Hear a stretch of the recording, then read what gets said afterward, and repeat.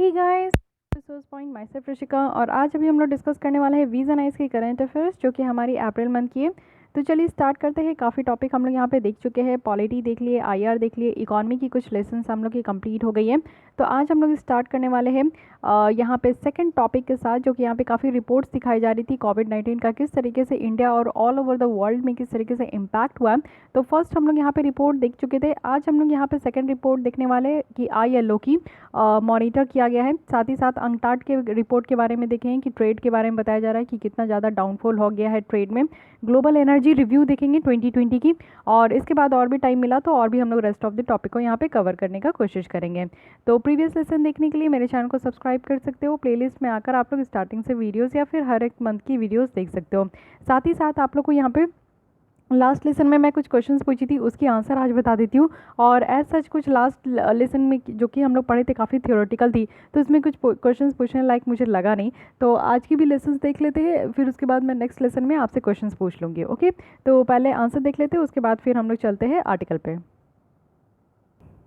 तो दो क्वेश्चन पूछी थी। सबसे पहले ऑटोमेटिक और जो गवर्नमेंट रूट है FDI में, उसमें आप लोग को डिफरेंस बताना था। और सेकंड है कि 5 ऐसे सेक्टर बताने हैं जहाँ पे FDI को प्रोहिबिट किया गया है, यानी कि रोका गया है, वहाँ पे FDI जो है अलाउड नहीं है, चाहे वो आपका ऑटोमेटिक रूट हो चाहे आपका गवर्नमेंट रूट हो।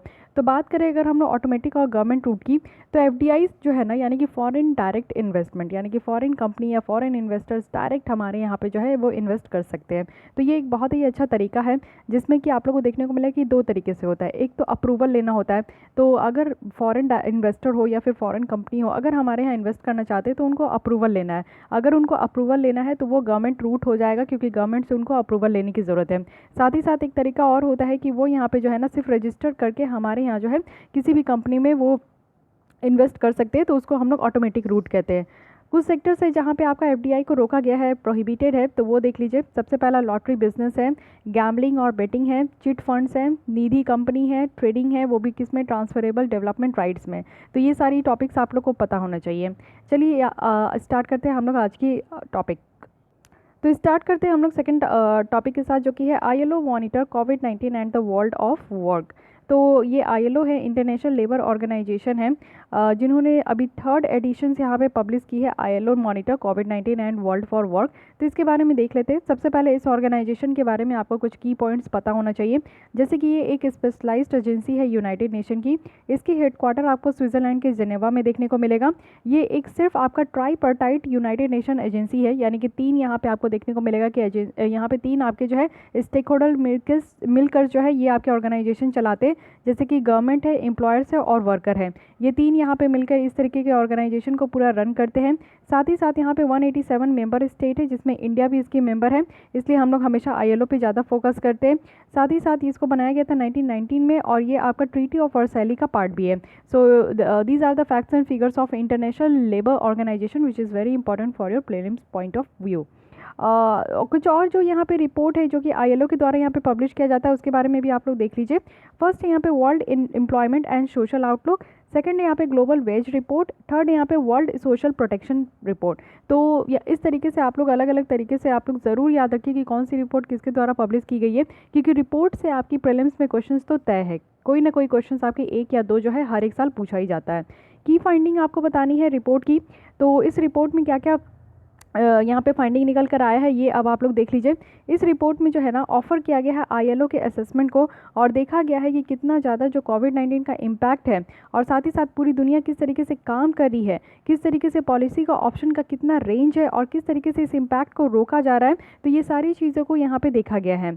आज के डेट में आप देखोगे तो 81% जो एम्प्लॉयर्स है और 66% जो ओन अकाउंट वर्कर्स है, वो यहाँ पे कंट्री में रह रहे हैं और काम कर रहे हैं, जिनको यहाँ पे जो है अफेक्ट हुआ है, यानी कि जो जहाँ पे भी वो काम करते थे, वर्क प्लेस जो बंद हो जाने के कारण जो अफेक्ट हुआ है, तो वो अपने घर पहुँच गए। तो यहाँ पे अपने ही अकाउंट वर्कर है, यानी कि 66% ऐसे लोग हैं जो कि अपना ही बिजनेस चला रहे हैं, अपना ही कमा रहे हैं। 81% जो लोग हैं ना वो एम्प्लॉयर है, यानी कि किसी कंपनी के अंदर काम कर रहे हैं, किसी के अंदर जाकर काम कर रहे हैं। ठीक है, तो आप लोग को पता है क्योंकि पूरी तरीके से संपूर्ण लॉकडाउन था इंडिया में ही, और वर्ल्ड वाइड भी आपको देखने को मिलेगा हर कंट्री ने जो है लॉकडाउन कर रखा था।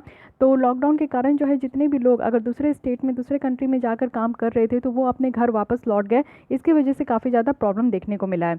वर्किंग आवर में कमी हो गई है और वो भी फर्स्ट हाफ ऑफ 2020 में, क्योंकि मार्च की ही मिड से आपका इस तरीके से एंड ऑफ मार्च में आप कह सकते हो कि लॉकडाउन स्टार्ट हो गया था। वैसे और कंट्रीज़ में पहले भी स्टार्ट हो गया है या फिर और कंट्रीज़ में जो है हमारे मार्च के बाद भी स्टार्ट हुआ है। तो पूरा आप लेके चल सकते हो, क्योंकि चाइना में जो आपका लॉकडाउन स्टार्ट हुआ था वो दिसंबर से जनवरी से हो चुका था। तो यानी कि आप लोग कह सकते हो कि स्टार्टिंग यानी कि फर्स्ट हाफ ऑफ जो 2020 है उसमें आप देखोगे कि वर्किंग आवर्स जो है बहुत ज़्यादा कम हो गया है। अगर हम लोग प्री क्राइसिस सिचुएशन देखें यानी कि 2019 की अगर हम लोग सिचुएशन देखें तो वर्किंग आवर्स यानी कि काम करने का जो यहाँ पे घंटा है ना वो यहाँ पे कम हो गया। अगर फर्स्ट क्वार्टर ऑफ 2020 देखोगे, एस्टिमेट लगाया जा रहा है कि 4.5% जो है यहाँ पे कम हो चुका है। और लोअर मिडिल जो इनकम कंट्रीज़ है वहाँ पे एक्सपेक्ट किया जा रहा है कि हायर रेट ऑफ आवर्स जो है ना वो यहाँ पे आपका ख़त्म हो चुका है। यानी कि सबसे ज़्यादा जो काम करने का जो घंटे लगाते थे, जैसे कि एक दिन में 8 आवर्स काम करना है, 12 आवर्स काम करना है, तो वो जो घंटे थे ना वो पूरी तरीके से बंद हो गए, कम हो गए। क्योंकि आप लोग को पता है कि पूरी की पूरी फैक्ट्रीज बंद हो गई है, पूरी की पूरी कंपनी बंद हो गई। वर्क फ्रॉम होम है, प्राइवेट सेक्टर से है, लेकिन गवर्नमेंट सेक्टर्स की जो भी यहाँ पे ऑफिसेज बंद हो चुकी थी, तो वहाँ के लोगों के कैसे काम करेंगे, क्या काम करेंगे, क्योंकि ऑनलाइन करने में काफ़ी ज़्यादा टाइम लग गया था। तो ये सारी प्रॉब्लम्स यहाँ पे देखने को मिला। साथ ही आप लोग देखोगे कि इंटरप्राइजेस एट रिस्क, यानी कि आप देखोगे कि जो हार्डेस्ट हिट सेक्टर है, कौन कौन से सेक्टर है जिसमें कि सबसे ज़्यादा प्रॉब्लम देखने को मिला, तो वो आपको देखने को मिलेगा कि फूड सर्विसेज है, मैन्युफैक्चरिंग है, होलसेल है, रिटेल ट्रेडर है, रियल इस्टेट है, बिजनेस एक्टिविटीज़ है। तो ये सारी जो एक्टिविटीज़ है, ये सारी जो आपके फील्ड है, सेक्टर से, ये काफ़ी ज़्यादा हिट हो गए कोविड-19 के कारण। साथ ही यहाँ पे आप देखोगे कि मोर देन 30% जो नेशनल का जीडीपी है ना वो बस यही सारे सेक्टर्स में आपका इंक्लूड है।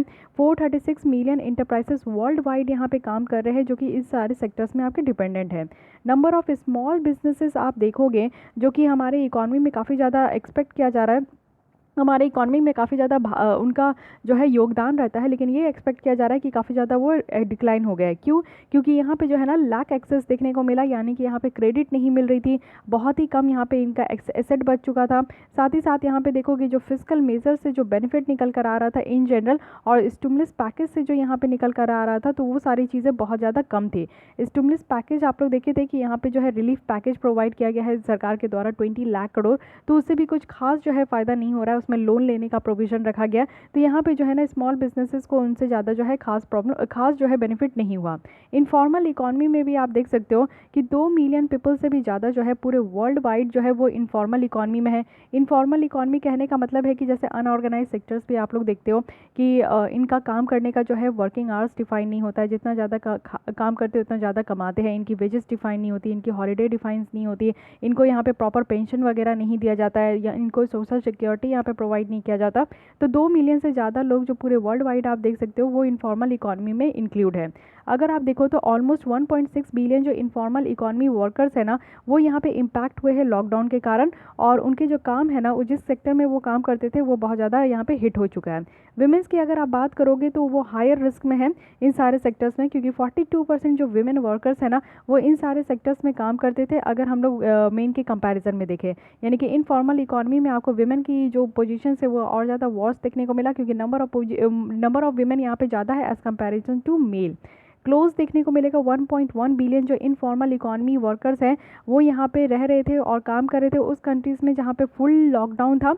तो इसके एडिशनल आप देखोगे कि 300 जो मिलियंस है ना वो कंट्रीज़ में पार्शियल लॉकडाउन्स में थे, यानी कि जो पार्शियल लॉकडाउन हाफ जो लॉकडाउन था, यानी कि जैसे आप अनलॉक अभी आप देख सकते हो हमारे इंडिया में है कि 10 बजे से रात में अभी भी कर्फ्यू है, कुछ कुछ चीज़ें अभी भी रेस्ट्रिक्शंस है, आपके जो है सैलून वगैरह, मॉल्स वगैरह, ये सारी चीज़ें कहीं कहीं ओपन नहीं की जा रही है, सिनेमा हॉल्स, थिएटर, ये सारी चीज़ें ओपन नहीं की गई है। तो ये पार्शियल लॉकडाउन है। तो पार्शियल लॉकडाउन में आप देखोगे कि एडिशनल 304 मिलियंस जो है ना वो यहाँ पे वर्कर्स जो है इस तरीके से हिट हो गए हैं। अर्निंग अगर हम लोग इनफॉर्मल वर्कर्स की बात करें तो वो एस्टिमेट किया जा रहा है कि 60% तक अर्निंग जो है ना पूरी ग्लोबली वो यहाँ पे ख़त्म हो चुका है। रेट ऑफ रिलेटिव पॉवर्टी आप देखोगे, यानी कि गरीबी अगर आप देखोगे इनफॉर्मल वर्कर्स का, तो वो यहाँ पे बढ़ता गया है, यानी कि 34% तक जो पॉवर्टी है ना वो यहाँ पे वर्ल्ड वाइड बढ़ गया है। अगर हम लोग रिलेटिव पॉवर्टी की बात करें तो रिलेटिव पॉवर्टी का क्या मतलब होता है? रिलेटिव पॉवर्टी का मतलब होता है कि प्रोपोर्शन ऑफ वर्कर जिनका मंथली इनकम होता है वो यहाँ पे 50% से भी कम हो गया, यानी कि जो मीडियन अर्निंग है पॉपुलेशन का उनमें भी 50% तक अगर यहाँ पे जो मंथली इनकम जो लोगों की होती है, वर्कर की होती है, अगर वो कम हो गई है तो यहाँ पे रिलेटिव पॉवर्टी कहा जा रहा है। तो यहाँ पे आप लोग देख सकते हो कि पॉलिसी फ्रेमवर्क दिखाया जा रहा है, यानी कि 4 की पिलर्स यहाँ पे बनाया गया है, जिसके थ्रू हम लोग कोविड-19 के जो यहाँ पे केसेस है, कोविड-19 की जो सिचुएशंस है उसको हम लोग लड़ सके, और ये है इंटरनेशनल लेबर स्टैंडर्ड के बेसिस पे। फर्स्ट पिलर यहाँ पे क्या है कि हम लोग को स्टिमुलेट करना है इकॉनमी और एम्प्लॉयमेंट को, यानी कि सबसे पहले स्टेबलाइज करने की कोशिश करनी है। जो हमारी इकॉनमी डाउन हो गई है, जीडीपी डाउन हो गई है, एम्प्लॉयमेंट यहाँ पे कम हो गई है, तो इन चीज़ों को यहाँ पे जो है हम लोग को स्टेबलाइज करनी है। एक्टिव फिजिकल पॉलिसी होनी चाहिए, एकोमोडेटिव यहाँ पे मॉनेटरी पॉलिसी होनी चाहिए, लेंडिंग करना है, साथ ही फिनेंशियल सपोर्ट प्रोवाइड करनी है कुछ स्पेसिफिक सेक्टर्स को, जिसमें कि हेल्थ सेक्टर्स भी होनी चाहिए। सेकेंड पिलर में कहा जा रहा है कि जो इंटरप्राइजेस है, जॉब्स है और जो इनकम है उनको सपोर्ट करने की ज़रूरत है। तो यहाँ पे क्या करना है कि जो सोशल प्रोटेक्शंस है वो सारे लोगों के लिए यहाँ पे एक्सटेंड करना है, इम्प्लीमेंट करना है जो एम्प्लॉयमेंट रिटेंशन मेजर्स है, साथ ही फिनेंशियल यहाँ पे प्रोवाइड करना है, रिलीफ देना है इंटरप्राइजेस को, और यहाँ पे इनकम सपोर्ट करना है जो भी वल्नरेबल सेक्शन है, यानी कि जो दयनीय स्थिति में जो लोग हैं उनको यहाँ पे किसी तरीके से इनकम सपोर्ट यहाँ पे करना है। थर्ड पिलर की बात की जा रही है कि वर्कर्स को प्रोटेक्ट करना है वर्क प्लेस में, यानी कि यहाँ पे आप लोग देख सकते हो कि वर्क प्लेस में यहाँ पे आपका डिस्क्रिमिनेशन और जो एक्सक्लूजन है उसको यहाँ पे रोकना है, क्योंकि आप लोगों को पता है कि वर्कर्स में भी यहाँ पे विमेन को जो है ना वो जल्दी हायर नहीं किया जाता है, प्रॉब्लम होती है। अगर हायर भी करना है तो उसके कंपैरिजन में मेल को यहाँ पे ज़्यादा प्रेफर किया जाता है। तो किसी भी तरीके का डिस्क्रिमिनेशन नहीं होना चाहिए, कोई भी तबके के लोग जो है बाहर नहीं रह सके, हेल्थ एक्सेस सारे लोगों को प्रोवाइड करना चाहिए, पेड लीव का यहाँ पे प्रोविज़न होना चाहिए कि अगर जैसे कि कोई भी प्रेग्नेंट वीमेन है या कोई भी मेल है, अगर उनकी तबीयत ख़राब हो जाती है, कहीं बाहर जाना है, फैमिली को देखना है, तो उनको जो है छुट्टी दिया जाना चाहिए, लेकिन पेड लीव दिया जाना चाहिए। तो इस तरीके का प्रोविज़न करना है। पिलर 4 बताया जा रहा है कि जो सोशल डायलॉग है सॉल्यूशंस का, उसके ऊपर रियलाई होना है। इट मीन्स कि हमारे कैपेसिटी को यहाँ पे स्ट्रेंथन करना है, और जो रेजिलियंस है एम्प्लॉयर्स और वर्कर्स ऑर्गेनाइजेशन को, उसको भी कहीं ना कहीं स्ट्रेंथन करने की ज़रूरत है। कैपेसिटी जो गवर्नमेंट की है उसको और ज़्यादा बढ़ाना है। सोशल डायलॉग हो गया या फिर कलेक्टिव बार्गेनिंग हो गई, लेबर रिलेशन जो आपका इंस्टीट्यूशन है, प्रोसेस है, इसको भी यहाँ पे मजबूत करने की ज़रूरत है। इट मीन्स कि यहाँ पे 4 पिलर दिया गया है जिससे कि हमें किस तरीके से कोविड-19 को फाइट करना है, और हमारी जो इकोनॉमिक और भी जो दूसरी सिचुएशन है हेल्थ के अलावा और जो भी यहाँ पे फैक्टर्स हैं उस पर किस तरीके से यहाँ पे फोकस करना है, वो उस तरीके के बातों को यहाँ पे इंटरनेशनल लेबर स्टैंडर्ड के तहत रखा गया है। तो ये चारों पिलर आप लोग याद कर सकते हो। पहले तो इकोनॉमी और एम्प्लॉयमेंट को स्टेबलाइज करना है, दूसरा है कि जो इंटरप्राइजेस जॉब है उनको सपोर्ट करना है, वर्कर्स को यहाँ पे प्रोटेक्ट करना है वर्क प्लेस में, और साथ ही साथ जो सोशल डायलॉग है सॉल्यूशंस के लिए उसके ऊपर हम लोग को रियलाइज रहना है। So this is all about the ILO यहाँ पे जो इनकी रिपोर्ट है उसके बारे में। Coming to the next article, that is update of UNCTAD trade and development report. तो ये जो रिपोर्ट है आपका ट्रेड एंड डेवलपमेंट रिपोर्ट, ये आपका पब्लिश किया जाता है अंकटाड के द्वारा। सो इसके बारे में आपको पता होना चाहिए। इसके टाइटल का नाम क्या है, इस रिपोर्ट का टाइटल क्या है, from the great lockdown to the great meltdown, developing countries debt in the time of कोविड-19। तो आइए इसके बारे में डिटेल देखते हैं कि क्या क्या हाईलाइट निकल कर आया है इनके ट्रेड और कॉमर्स से रिलेटेड जो भी यहाँ पे आपकी इस तरीके से जो रिपोर्ट है। सबसे पहला है कि बताया जा रहा है कि जो डेवलपिंग कंट्रीज़ है वो यहाँ पे डेट में बहुत ज़्यादा फंसते जा रहे हैं, यानी कि कर्जे में फंसते जा रहे हैं, और सॉवरेन डिफ़ॉल्ट देखने को मिल रहा है हमारे डेवलपिंग वर्ल्ड में। 2021 में ही आप अकेले देखोगे तो जो रीपेमेंट करना है पब्लिक एक्सटर्नल डेट का, यानी कि आप लोग देखते हो कि सरकार जो है एक्सटर्नल बोरोविंग करती है, दूसरे कंट्री से बोरोविंग करती है, बाहर की रुपीज़ में, बाहर की जो करेंसी है उसमें बोरोविंग करती है just to expend more, okay, expenses मोर।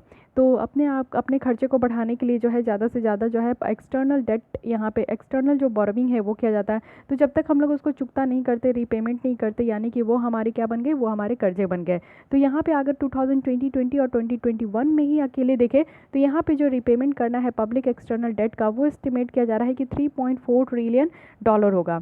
अगर 2018 के एंड में देखोगे तो टोटल जो डेट स्टॉक है डेवलपिंग कंट्रीज़ का, चाहे वो एक्सटर्नल हो, डोमेस्टिक हो, प्राइवेट हो, पब्लिक हो, किसी भी तरीके का जो कर्जा है वो 191% है उनके कंबाइंड जीडीपी का, जो कि बहुत ही ज़्यादा हायर, ये कहा जा रहा है कि आज तक में सबसे ज़्यादा हाईएस्ट है 2018 के एंड में, जो इस तरीके का 191% जो है आपका कंबाइंड जीडीपी का यहाँ पे डेट है। साथ ही प्राइवेट डेट अगर देखें तो यहाँ पे 134% जो है उनके कंबाइंड जीडीपी का है एट द एंड ऑफ 2018।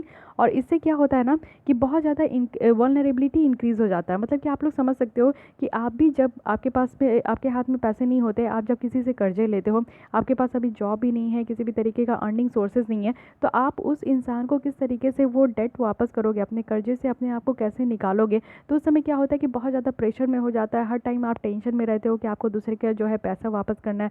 और प्रॉब्लम तब होती है जब सामने वाला आपसे पैसा और मांग बैठे कि आप मेरे पैसे को वापस करो, उनको ज़रूरत होता है। तो आपके पास कोई अर्निंग सोर्सेज नहीं है, आपके पास कोई भी तरीके का सोर्स नहीं दिख रहा है कि आप उनको जो है उनके पैसे को वापस कर सको, तो ये एक आपका क्रिएट करता है क्या, ह्यूज टेंशन और प्रेशर आपके ऊपर। सेम चीज़ हमारे कंट्री के साथ भी होता है। हमारी कंट्री जो है ना एक्सटर्नल बोरोविंग कर लेती है। बोरोविंग बहुत तरीके का होता है, एक्सटर्नल भी होता है, पब्लिक भी होता है, प्राइवेट भी होता है। तो इसमें कंट्रीज़ को जो है ना बहुत ही ज़्यादा नुकसान झेलने को मिलता है अगर वो टाइम पे रिपेमेंट नहीं करती है तो। उसके बाद आप देखोगे कि जो external long term public debt है उसमें भी जो आपकी डेवलपिंग कंट्रीज़ की जो कॉस्ट है ना ऑन एन एवरेज 10.3% जो है यहाँ पे आपका गवर्नमेंट की रेवेन्यू का देखने को मिलेगा, जो कि 2018 में है। ये सारी सिचुएशंस जो है ना आपकी कोविड-19 के कारण जो है बहुत ही ज़्यादा प्रॉब्लम में, क्राइसिस में लेकर आई है, वो भी डेवलपिंग कंट्रीज़ को, क्योंकि नेगेटिव इम्पैक्ट हो रहा है उनके कॉमोडिटी का, सर्विस एक्सपोर्ट का, रेमिटांस का। क्योंकि रेमिटांस ज़्यादा नहीं आ पा रहा है। रेमिटांस क्या होता है कि जब हमारे इंडियन ओरिजिन के लोग अगर बाहर जाके रहते हैं, वो पैसा वापस अर्न करके पैसा जब वापस हमारे कंट्रीज़ में भेजते हैं तो उसको रेमिटांस कहते हैं। तो अब जो है आप लोग को पता है कि कितने सारे इंडियंस जो है वापस आ गए हैं वंदे भारत स्कीम के तहत, जो है उनको वापस ले आया गया है। और ऑल ओवर द इंडिया में भी कुछ ऐसा, ऑल ओवर द वर्ल्ड में भी ऐसा कुछ काम नहीं हो रहा है जिससे कि वो अर्न कर सके, या फिर अर्निंग जो है ना वो 50% तक डाउन हो चुकी है। तो ये सारे प्रॉब्लम देखने को मिल रहा है। तो इससे क्या है ना कि रेमिटांस हमारी कम हो गई है, साथ ही साथ सर्विस एक्सपोर्ट अच्छा खासा नहीं हो रहा है क्योंकि लॉकडाउन है, या फिर सोशल डिस्टेंसिंग की बात है, कमोडिटी में भी प्रॉब्लम आ रही है। तो ये नेगेटिव इम्पैक्ट है जिसके कारण जो है ना प्रॉब्लम देखने को मिल रही है। कैपिटल आउटफ्लो है, डिप्रिशिएशन है हमारी करेंसी की। डिप्रिशिएशन कहने का मतलब है कि जैसे हमारी रुपी की वैल्यू है ना वो टाइम टू टाइम डाउन होती है, और डाउन किसके कंपैरिजन में होती है, तो डॉलर के कंपैरिजन में। जब आप डॉलर की कंपैरिजन में आप देखोगे, यानी कि जो डॉलर करेंसी है उनकी पोजीशन बहुत ज़्यादा जब स्ट्रेंथ हो जाती है, मजबूत हो जाती है, तो अगर रुपी उस तरीके से परफॉर्म नहीं कर पाया तो हम लोग कहते हैं कि रुपी की जो यहाँ पे रुपी की जो यहाँ पे स्थिति है वो थोड़ी सी डाउन हो रही है, तो इसको हम लोग डेप्रिसिएशन कहते हैं। ठीक है, तो इससे भी प्रॉब्लम होती है हमारी। अगर मनी, जैसे कि मान लीजिए कि एक एक डॉलर जो है ना अगर 70 रुपये का है, ठीक है, तो अगर हम लोग कुछ भी चीज़ अगर अपने कंट्री में एक पेन खरीद रहे हैं तो उसको 70 रुपया देना पड़ रहा है, और वही अगर हम लोग जो है यूएसए में खरीद रहे हैं तो $1 देना पड़ेगा एक पेन का। लेकिन मान लीजिए कि ये क्या हो गया ना कि $1 के बराबर जो है, $1 के बराबर कितना हो गया, तो 75 रुपीज़ हमारी हो गई। तो इससे क्या हो रहा है कि $1 तो उतनी ही है, यानी कि आप लोग देखोगे कि यूएसए में अगर आप पेन खरीदोगे तो उतने ही दे रहे हो, लेकिन अगर उतने ही अगर आप उस पेन को इंडिया में खरीद रहे हो तो 75 रुपीज़ देना पड़ रहा है, यानी कि आप लोग को 5 रुपीज़ ज़्यादा देना पड़ रहा है। इट मीन्स क्या है कि हमारी जो रुपये की वैल्यू है वो यहाँ पे घट गई है, हमें ज़्यादा नुकसान हो रहा है यहाँ पे। Okay, capital effort, global effort देखिए कि किस तरीके से यहाँ पे और ज़्यादा एफर्ट्स लगाया जा रहा है, जिससे कि जो डेवलपिंग कंट्री की जो डेट बर्डन है, यानी कि जो विकासशील देश है उनमें जो इस तरीके का जो कर्जे का बर्डन है वो कैसे रिलीव हो सके। तो यहाँ पे सपोर्ट किया जा रहा है, यानी कि एटलीस्ट $2.5 ट्रिलियन का जो है ना यहाँ पे आपका सपोर्ट प्रोवाइड किया जाएगा, और जो कि ज़रूरत है आज की डेट में डेवलपिंग कंट्रीज़ को कि वो कोविड-19 की क्राइसिस को डील कर सके।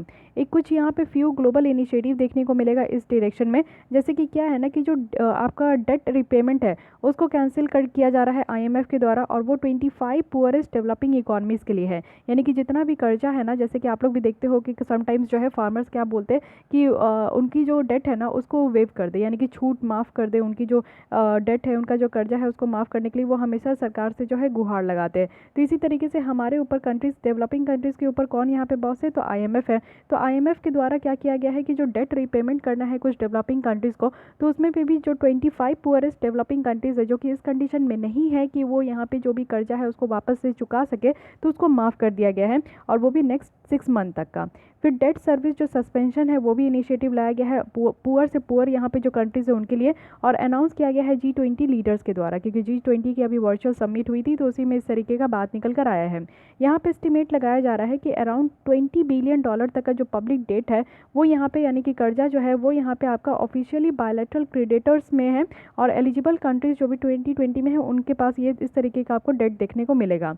एडिशनल 20 बिलियन जो है इस तरीके की डेट पेमेंट जो है वो आपका इंक्लूड किया जा सकता है अगर सारे प्राइवेट क्रेडिटर्स और सारे मल्टीलैटरल क्रेडिटर्स जो है ना वो इस इनिशिएटिव को ज्वाइन कर लेते हैं। आईएमएफ और वर्ल्ड बैंक की बात करें तो उनके द्वारा यहाँ पे अनाउंस किया गया है लेंडिंग फैसिलिटी, यानी कि जो कंट्रीज़ को अगर पैसों की ज़रूरत है कि वो कोविड-19 के क्राइसिस को अगर टैकल करना चाहती है तो यहाँ पे आईएमएफ के द्वारा जो है ना उनके लिए यहाँ पे लेंडिंग फैसिलिटी भी बढ़ा दिया गया है कि वो इस तरीके के क्राइसिस से जो है अपने आप को संभाल सके। इशू क्या है इस तरीके की इनिशिएटिव, ठीक है, अच्छी अच्छी इनिशिएटिव लाई गई है आईएमएफ के द्वारा, पुअरेस्ट कंट्रीज़ की जो डेट है वो माफ़ कर दिया गया है, बहुत ही अच्छी बात है। लेकिन फिर भी यहाँ पे कुछ प्रॉब्लम देखने को मिल रहा है। यहाँ पे प्रॉब्लम क्या है ना कि small part of long term जो पब्लिक एक्सटर्नल डेट है बस उसी का यहाँ पे देखने को मिल रहा है कि उसको यहाँ पे माफ़ किया गया है, जो कि डेवलपिंग कंट्रीज़ के द्वारा यहाँ पे आपका जो है एकोमोलेट किया गया था। और ये कुछ आपको देखने को मिलेगा कि टेम्प्रेरी मेजर्स है, इससे जो है ना लॉन्ग लास्टिंग जो मैक्रो इकोनॉमिक इम्पैक्ट पड़ा है कोविड-19 का डेवलपिंग कंट्रीज़ में, उसमें इस तरीके का जो है आपका यानी कि एक जो आपका कर्ज माफ़ कर देना जो है एक तरीके का सोल्यूशन नहीं बताया जा रहा है लॉन्ग टर्म के लिए, ऐसा कुछ भी नहीं है। कंट्रीज़ जो है ना उनकी अगर आप इतना थोड़ा सा लोन माफ़ कर देते हो, उनकी जो कर्ज है वो माफ़ कर देते हो, तो लॉन्ग टर्म के लिए वो रिवाइव हो जाएंगे इस तरीके के क्राइसिस से। ऐसा बिल्कुल भी नहीं है। ये एक्सपोर्ट रेवेन्यू जो सॉरी ऐसा बिल्कुल भी नहीं है।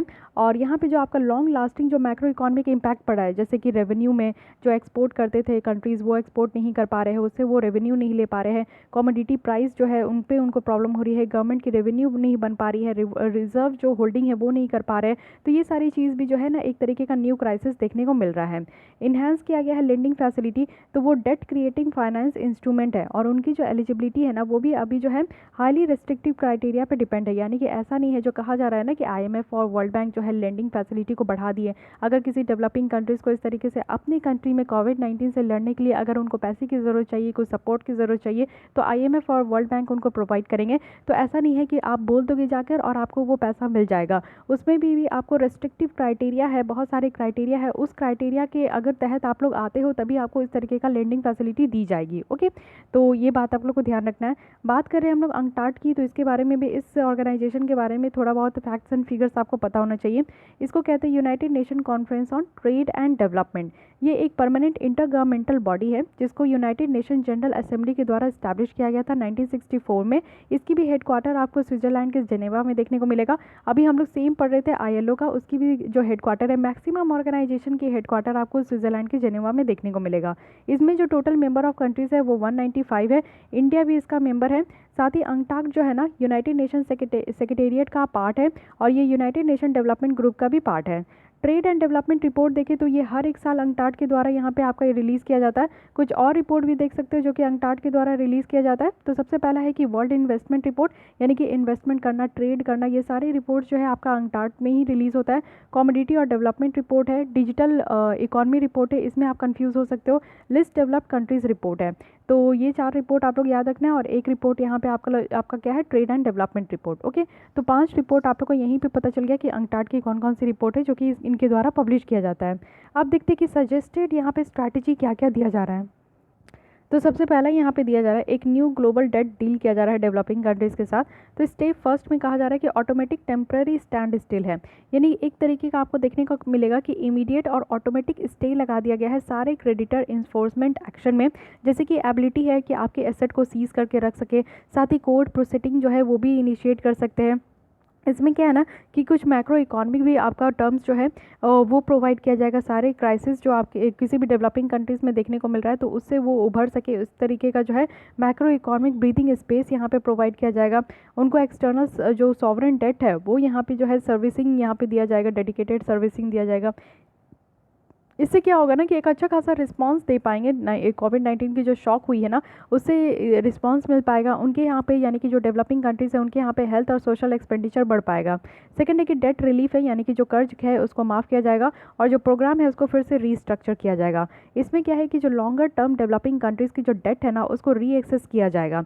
स्टेप 3 है कि यहाँ पे international developing countries debt authority को यहाँ पे स्टैब्लिश किया जाएगा और ये एक ऑटोनोमस इंटरनेशनल ऑर्गेनाइजेशन होगी, वो भी किससे, तो इंटरनेशनल ट्रीटी जो कि कंसर्न स्टेट के बीच में होगी।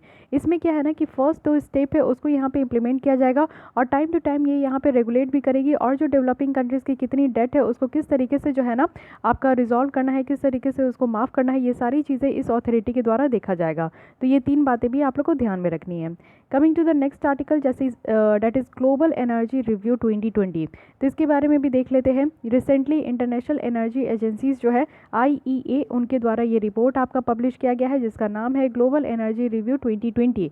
यहाँ पे कोविड-19 का इम्पैक्ट बताया जा रहा है कि ग्लोबल एनर्जी जो डिमांड है और कार्बन डाइऑक्साइड जो इमिशन है इसके ऊपर अब हम लोग देखने वाले हैं। पहले हम लोग ऑर्गेनाइजेशन की फैक्ट्स एंड फिगर देख लेते हैं। इंटरनेशनल एनर्जी एजेंसी की बात करें तो ये ऑटोनोमस बॉडी है जो कि आपकी कुछ ऑर्गेनाइजेशन के साथ है, जिसको कि आप लोग यहाँ पे OECD भी कहते हैं, ठीक है। तो ये जो इंटरनेशनल एनर्जी एजेंसी है ये आपका किसके साथ, ये ऑटोनोमस बॉडी है तो organisation for economic cooperation and development का। IEA में आप देखोगे तो 30 मेंबर कंट्रीज़ हैं। साथ ही यहाँ पे आप लोग देखोगे कि इंडिया भी इसकी एसोसिएट मेंबर है, ये भी ध्यान रखना है। यहाँ पे बोला जा रहा है कि अगर किसी भी कंट्रीज़ को यहाँ पे IEA का मेंबर होना है तो इसका मतलब है कि कैंडिडेट कंट्रीज़ के में जो है ना कुछ क्राइटेरिया होना चाहिए, यानी कि उनमें जो है क्रूड ऑयल या फिर प्रोडक्ट जो रिजर्व्स है वो 90 डेज़ का जो है होना चाहिए। जैसे कि आप लोग देखो कि इंडिया क्या करती है कि इंपोर्ट करती है क्रूड ऑयल, और हम लोग मास नंबर में जो क्रूड ऑयल इंपोर्ट करते हैं वो 3 कंट्री है हमारे यहाँ। जैसे कि आप लोग देख सकते हो कि ईरान है, सऊदी अरेबिया है और इराक है, ठीक है। इराक है, सऊदी अरेबिया है और ईरान है, ये फर्स्ट 3 कंट्रीज़ है आज की डेट में। तो यहाँ से हम लोग जो इंपोर्ट करते हैं तो हमारे यहाँ जो नेट रिजर्व्स है तो वो 90 डेज़ का है। अगर हम लोग नहीं मंगवाते हैं यानी कि इंपोर्ट नहीं करते हैं क्रूड ऑयल, जैसे कि आज के डेट में क्राइसिस चल रहा है तो क्रूड ऑयल अगर हम लोग इंपोर्ट नहीं कर सकते तो हमारे यहाँ इतना रिजर्व्स है कि हम लोग 90 डेज़ जो है सस्टेन कर सकते हैं। तो अगर हम लोग 90 डेज़ सस्टेन कर सकते हैं इट मीन्स कि हम लोग यहाँ पे एलिजिबल है कि इंटरनेशनल एनर्जी एजेंसी के मेंबर बन सकते हैं, और इसलिए हम लोग यहाँ पे मेंबर भी है। अब ये जो रिपोर्ट निकल कर आया है इसमें कुछ हाइलाइट्स देखने को मिल रहा है तो इसके लिए हम लोग देख लेते हैं। इसमें बताया जा रहा है कि 4.2 बिलियन पीपल्स यानी कि 54% जो ग्लोबल पॉपुलेशंस है जो कि रिप्रेजेंट करती है 60% ग्लोबल GDP का, आज की डेट में कंप्लीट या तो पार्शियल लॉकडाउन में झेल रही है, यानी कि 28 ऑफ अप्रैल 2020 तक ये दिखाया गया है। और सारे जो ग्लोबल पॉपुलेशंस है वो इस तरीके के मेजर से काफ़ी ज़्यादा अफेक्ट हुए हैं। रिपोर्ट में ये भी बताया जा रहा है कि जो एनर्जी डिमांड है और एनर्जी रिलेटेड जो एमिशंस है 2020 का, इसके बारे में भी यहाँ पे आपको रिव्यू देखने को मिलेगा। साथ ही यहाँ पे प्रोवाइड किया जा रहा है कि ऑलमोस्ट जो रियल टाइम व्यू है यानी कि कोविड-19 पेंडेमिक का जो यहाँ पे एक्स्ट्रा ऑर्डिनरी इम्पैक्ट देखने को मिल रहा है वो सारे तरीके के मेजर फ्यूल्स में हम लोग देख रहे हैं। ग्लोबल एनर्जी और कार्बन डाइऑक्साइड इमिशंस अगर हम लोग 2020 में देखें तो ग्लोबल एनर्जी की जो डिमांड है ना वो 3.8% यहाँ पे कम हो गई है, वो भी फर्स्ट क्वार्टर ऑफ 2020। इंडिया की एनर्जी डिमांड आप देखोगे तो 30% तक कम हो गया है, क्योंकि लॉकडाउन है तो लॉकडाउन में ना कोई गाड़ी चल रही है, ना कोई बसेस चल रहे हैं, ना कोई ट्रेन चल रही है, ना कोई एयरप्लेन चल रही है। तो यहाँ पे फ्यूल की कमी, फ्यूल की यहाँ पे जो पेट्रोल और डीजल की जो डिमांड है वो ऑलरेडी गो डाउन हो गया है। साथ ही इससे क्या हुआ ना कि इमिशन की रिडक्शन भी हुई है। जैसे कि आप लोग देखते हो कि जो भी व्हीकल आप लोग इस्तेमाल करते हो, चाहे 2 व्हीकल हो, 4 व्हीलर व्हीकल हो या 2 व्हीलर व्हीकल हो, तो इससे क्या होता है कि कार्बन डाइऑक्साइड की, कार्बन मोनोक्साइड की जो कि ग्रीन हाउस गैसेज है और ग्लोबल टेम्परेचर बहुत ज़्यादा बढ़ाती है, इन सब की एमिशन जो है ना बहुत ज़्यादा आपका बढ़ जाता था। तो यहाँ पे हमारी जो है ना इस तरीके से एनर्जी की डिमांड खत्म हुई है, और इस तरीके से जो लॉकडाउन था जिसमें कि कोई भी लोगों को बाहर नहीं निकलना था, कोई भी व्हीकल्स नहीं चल रही थी, तो इससे हमारी इमिशंस भी बहुत ज़्यादा कम हो गई है। साथ ही यहाँ पे बताया जा रहा है कि 6 टाइम्स लार्जर है अगर हम लोग प्रीवियस रिकॉर्ड रिडक्शंस देखें तो 2009 की। ऑयल की अगर हम लोग बात करें तो एवरेज जो ऑयल प्राइस है ना वो भी यहाँ पे बहुत ज़्यादा कम हो गया था, और फर्स्ट टाइम ऐसा हिस्ट्री में देखने को मिला है कि यहाँ पे एक्सेस स्टोरेज जो है ना वो भी यहाँ पे कम पड़ रहा था। यानी कि आप लोग को इंडिया की कहानी भी पता है कि 30 रुपीज़ पर डॉलर यहाँ पे पर बैरल जो है 30 रुपीज़ डॉलर जो है पर बैरल यहाँ पे आपका दिया जा रहा था। तो हमारे यहाँ जो है इतना ज़्यादा स्टॉक है नहीं, हमारे यहाँ पे जो है 90 डेज़ का ही स्टॉक है, उससे ज़्यादा हम लोग स्टॉक कर नहीं सकते। अच्छा ये बताइए कि स्ट्रैटेजिक जो लोकेशन है हमारे यहाँ क्रूड ऑयल को रिजर्व करने का यानी कि स्टॉक करने का, तो ये लोकेशन आपका कहाँ कहाँ है? अगर आप लोग को 3 जगह लोकेशन है तो 3 जगह आप लोग को बता सकते हो कि कहाँ कहाँ है।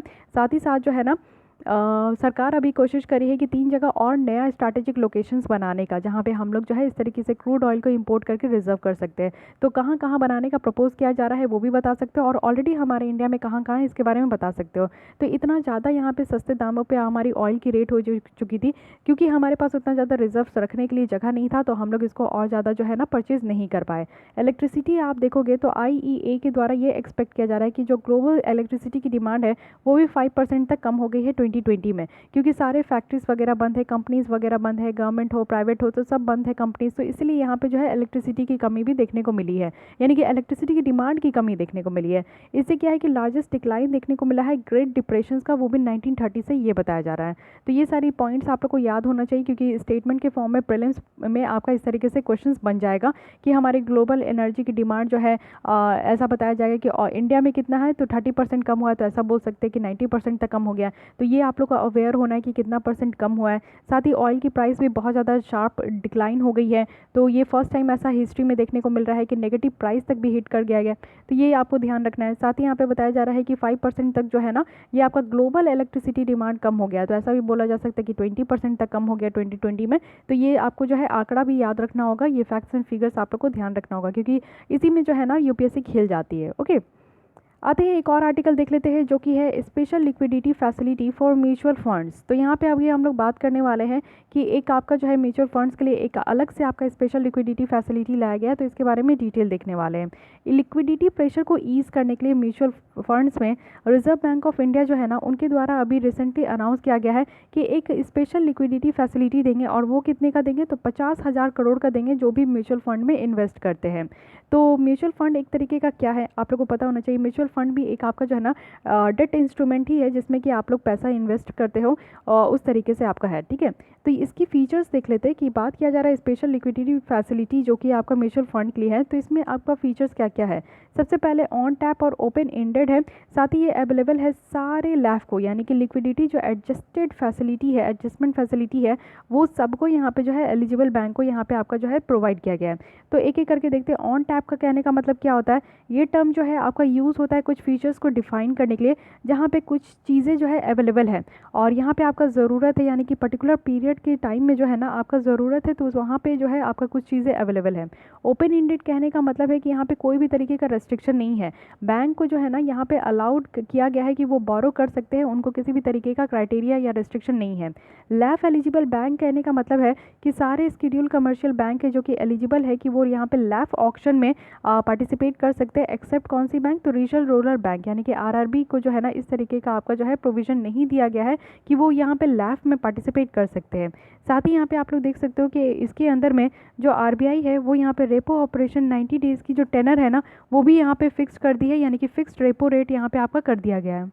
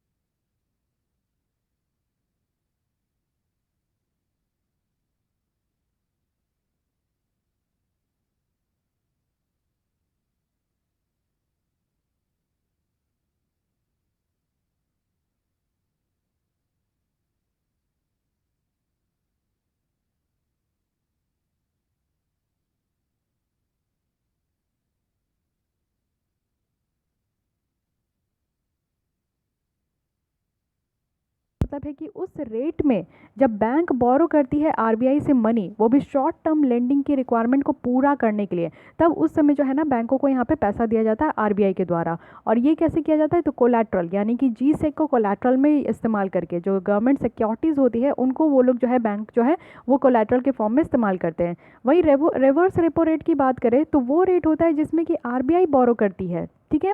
आरबीआई बोरो करती है बैंकों से और वो क्या करती है कि लेंडिंग करती है गवर्नमेंट सिक्योरिटी। जब रिवर्स रेपो रेट होता है तो जो आपका रेपो रेट में बैंकों के द्वारा जो जीसेक दिया गया था वही चीज़ जो है ना आरबीआई जो है रिवर्स रेपो रेट पे बैंकों को जीसेक वापस कर देती है और उसके बदले में पैसे रख लेती है, ठीक है। तो ये चीज़ें ध्यान रखना है। और ये जो आपका किया जाता है ये ऑक्शन के थ्रू किया जाता है आरबीआई में, और ये आपका रेपो ऑक्शन होता है, रिवर्स रेपो ऑक्शन होता है। रिवर्स रेपो रेट जो है ना ये 100 बेसिस पॉइंट जो है कम होता है रेपो रेट से। तो ये जो है आपका बेसिक फैक्ट्स है, लेकिन अभी भी आप लोग देखोगे ना तो इतना ज़्यादा जो है आपको डिफरेंस नहीं देखने को मिलेगा। रेपो रेट से 100 बेसिस पॉइंट कम नहीं देखने को मिलेगा। ये अब फिक्स नहीं रह गया, पहले फिक्स था लेकिन अब ये फिक्स नहीं रह गया, ओके। तो करंट का आप हमेशा देख के जाइएगा, जब भी एग्जाम होगा आपको 2 महीने 3 महीने पहले देख लेना है कि रेपो रेट और रिवर्स रेपो रेट क्या है, क्योंकि वो टाइम टू टाइम चेंज होता है। अब इसी के साथ आपका आता है एक एमएसएफ भी है, यानी कि लैफ और एमएसएफ में आपको डिफरेंस पता होना चाहिए। लैफ एडजस्टमेंट फैसिलिटी, इसका मतलब आप समझ गए, एक मार्जिनल स्टैंडिंग फैसिलिटी भी होती है। ये क्या होता है इसमें देख लेते हैं। ये भी एक तरीके का फैसिलिटी है जिसमें कि आपको जो है एक मार्जिनल यानी कि जो बैंकों की जो मार्जिन होती है ना उसको क्रॉस करने के लिए भी एक फैसिलिटी उनको दिया गया है। तो यहाँ पे लेफ क्या है कि मिनिमम बिडिंग अमाउंट कितना होता है, वो कितना ज़्यादा यहाँ पे बैंक आरबीआई के साथ बिड कर सकती है, तो 5 करोड़ का। और एमएसएफ में कितना है, तो मिनिमम बिडिंग अमाउंट जो है वो 1 करोड़ का है। यानी कि अगर बैंकों को कम पैसे की ज़रूरत होती है तो वो एमएसएफ के थ्रू ले लेते हैं, यानी कि 1 करोड़ से ही भी वो आरबीआई के साथ सेटल कर लेते हैं। अगर उनको ज़्यादा पैसे की यहाँ पे लेन देन करनी है तो वो एलएफ के थ्रू जाते हैं, ठीक है। सारे क्लाइंट्स जो आरबीआई के हैं वो एलिजिबल है इस लैफ में, लेकिन एमएसएफ में आपको देखने को मिलेगा कि सिर्फ स्केड्यूल कमर्शियल बैंक जो है ना वही सिर्फ यहाँ पे आपके इंक्लूड है। एलएफ में आप देखोगे कि बैंक जो है वो गवर्नमेंट सिक्योरिटीज़ को बेच भी सकती है आरबीआई को, लेकिन यहाँ पे आप लोग देखोगे कि एमएसएफ में जो है ना वो यहाँ पे गवर्नमेंट सिक्योरिटी को बेच सकती है, वो भी एसएलआर से कोटा से जो कि आरबीआई को दिया जाता है। तो ये आप देखते हो कि ये आपका स्टैट्यूटरी लिक्विडिटी रेशियो है जिसमें कि बैंकों को कुछ परसेंट जो है, जैसे कि अभी 19% है ये शायद 21% से घटा के इसको 19% कर दिया गया है। तो 19% जो है बैंकों के पास जितने भी टोटल एसेट होते हैं उसका 19% बैंकों को अपने पास रखना पड़ता है। वो चाहे कैश के फॉर्म में रख सकते हैं, चाहे गोल्ड के फॉर्म में रख सकते हैं, या फिर किसी भी फॉर्म में रख सकते हैं। यहाँ पे बैंकों को आरबीआई के साथ एसएलआर मेंटेन करना होता है। तो यहाँ पे जो बैंक है ना अगर उनको यहाँ पे गवर्नमेंट सिक्योरिटीज़ बेचना भी है तो जो वो आरबीआई के साथ एसएलआर रखे हैं उसी के फॉर्म में वो बेचते हैं। लेकिन यहाँ पे आप देखो कि एलएफ में क्या होता है ना कि बैंक जो है ना अपने गवर्नमेंट सिक्योरिटीज़ को आरबीआई को नहीं बेच सकती है। तो ये माइनर डिफरेंस है जो कि आपको ध्यान रखना है। एलएएफ में क्या है कि लेंडिंग रेट जो है वो हमेशा रेपो रेट में होता है, क्योंकि यहाँ पे लिक्विडिटी को एडजस्ट करना है तो रेपो रेट का जो रेट होगा उसी के हिसाब से होगा, रिवर्स रेपो रेट का जो होगा उसी के हिसाब से होगा। लेकिन एमएसएफ में क्या है, एमएसएफ में आपको देखने को मिलेगा कि जो लेंडिंग रेट है ना वो रेपो रेट का +3% ज़्यादा होता है, यानी कि कॉस्टली आपका एमएसएफ देखने को मिलेगा एज कंपेरिजन टू एलएएफ। तो ये दोनों आप लोग को ध्यान रखना है, ये दोनों चीज़ जो है बैंक डील करती है आरबीआई के साथ।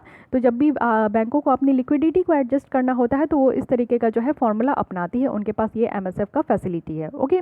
ये तो समझ गए आप लिक्विडिटी को कैसे एडजस्ट करना है। अब आते हैं म्यूचुअल फंड। थोड़ा म्यूचुअल फंड के बारे में आप लोग समझ जाइए कि म्यूचुअल फंड होता कैसे है। जैसे कि मान लीजिए कि आपने जो है कुछ मनी अर्न करके रखा, आपको इन्वेस्ट करनी है, तो इन्वेस्ट आपके पास करने के लिए बहुत सारा तरीका आपको देखने को मिलता है। उसमें से एक तरीका आपको म्यूचुअल फंड में भी है कि यहाँ पे भी आप जो है इन्वेस्ट कर सकते हो। रिस्क वैसे ही है जैसे आप अगर स्टॉक मार्केट में भी शेयर अगर आप लोग परचेज करते हो तो उसमें भी रिस्क होता है। समटाइम्स जो है मार्केट डाउन होती है, समटाइम्स मार्केट अप हो जाती है, तो उसमें भी आप लोग की जो है रिस्क देखने को मिलता है। लेकिन कहीं ना कहीं बेनिफिट भी है, कहीं ना कहीं रिस्क भी है। तो म्यूचुअल फंड में बेनिफिट क्या है, बेनिफिट यही है कि ये रेगुलेटरी ओवरसाइट है, टाइम टू टाइम इसको रेगुलेट किया जाता है। बिल्कुल ट्रांसपेरेंसी है, अगर आप यहाँ पे पैसा लगा रहे हो तो कोई भी तरीके का करप्शन आपको नहीं देखने को मिलेगा। कितना आप कमा रहे हो बिल्कुल एकदम पारदर्शिता आपको देखने को मिलेगा इस तरीके के प्रोसेस में। डाइवर्सिफिकेशन है म्यूचुअल फंड में जो है।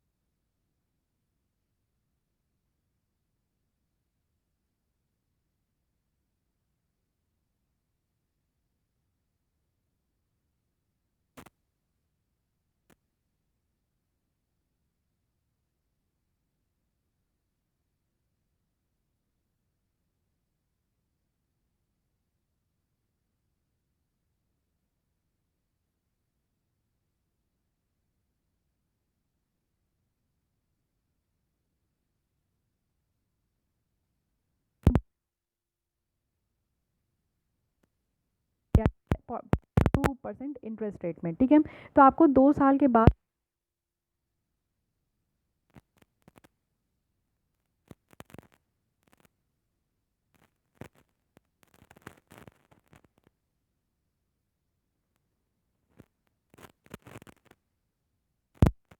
तो आपको करना पड़ेगा। साथ ही साथ आप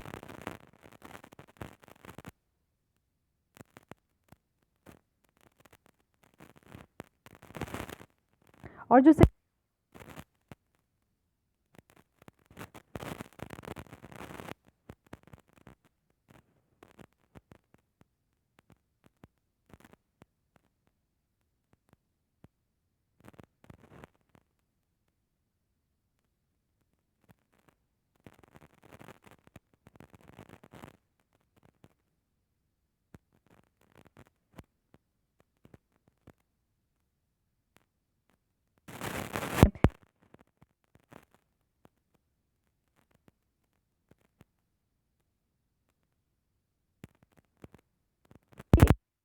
जिससे कि आप लोग समझ सकते हो कि सरकार की एक अच्छी मूव है जिसके थ्रू जो है कहीं ना कहीं बेनिफिट होगा।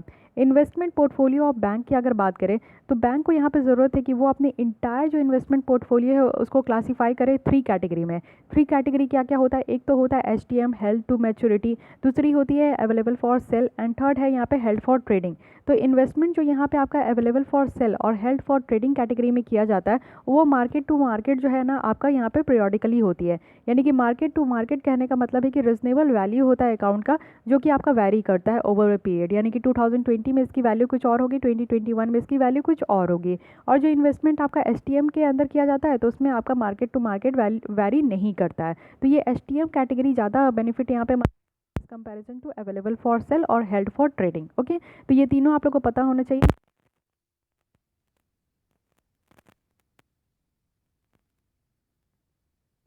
आज के लिए बस इतने ही रखते हैं।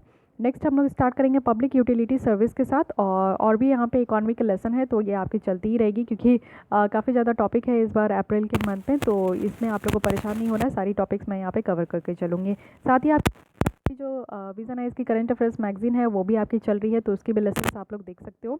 तो आज के लिए बस नहीं, अगर आपको ये लेसन अच्छी लगती है तो लाइक कीजिए, अपने दोस्तों के साथ भी शेयर कर सकते हैं। हेल्पफुल लगती है तो बस लाइक कर दीजिए, और फिर भी कोई डाउट क्वेरी सजेशंस है तो आप कमेंट कर सकते हो। एंड मेक श्योर कि आपने मेरे चैनल को सब्सक्राइब कर लिया है। Thank you.